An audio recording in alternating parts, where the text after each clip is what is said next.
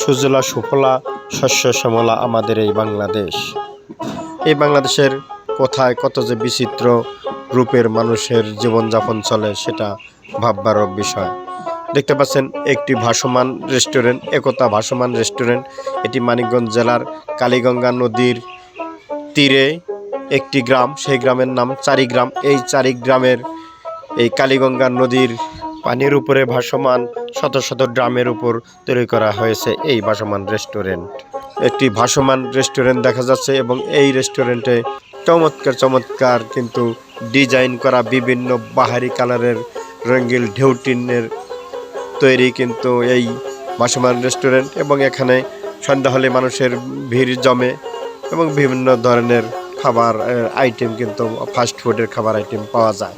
তো সুধীবৃন্দ দেখতে পাচ্ছেন চমৎকার একটি এই নতুন আঙ্গিকে বিশেষ করে মানিকগঞ্জ জেলার এখানে এই হোটেল এবং বিভিন্ন ধরনের মেনু আছে এবং এই মেনুতে বিভিন্ন চয়েজের আপনি খাবার খেতে পারবেন।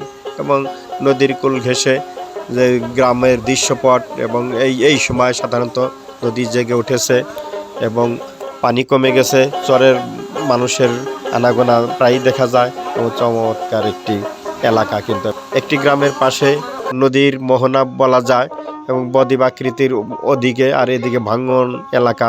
এই ভাঙ্গন এলাকার পাশেই বিভিন্ন জায়গায় ব্লক বসানো, সেখানেই কিন্তু চমৎকার একটি রেস্টুরেন্ট, একতা ভাসমান রেস্টুরেন্ট। আপনিও সময় হলে আপনার আপনজনদের নিয়ে এই ভাসমান রেস্টুরেন্টে গিয়ে বেড়ায় আসতে পারেন এবং চমৎকার সূর্যাস্তর দৃশ্য কিন্তু এই নদীর উপরে দেখে আসতে পারবেন। তো শুধু এই চারিগ্রামের প্রত্যন্ত এলাকা, এটি মানিকগঞ্জ জেলার সিংগাইর উপজেলায় এবং এখানে আসলে আপনি বিমোহিত হবেন। এছাড়া রয়েছে এর পাশেই সরষে ক্ষেত, চমৎকার হলুদ কালার, যেন হলুদ চাদরে বিছানো আছে প্রকৃতি এবং কুয়াশার ঘেঁষা চারদিক। পরন্ত বিকালে কিন্তু আপনি ছুটে যাবেন সেই নস্টালজিক মুহূর্তে, অর্থাৎ আপনি গ্রামে গেলে এই দৃশ্যপট এবং তরুণ তরুণীর এই ক্ষেতের আইল দিয়ে ছুটে যাওয়া এবং তাদের সঙ্গ লাভ করাও কিন্তু হয়তো কোনো সময় হয়ে যেতে পারে। তো এই সর্ষে ক্ষেতের দৃশ্য আপনাকে বিমোহিত করবে। তবে ছুটে চলুন সেই গ্রামে যেখানে ফুটে আছে হলুদ এবং প্রকৃতির তার আপন মায়ায় বিলে দিয়েছে তার রূপকে।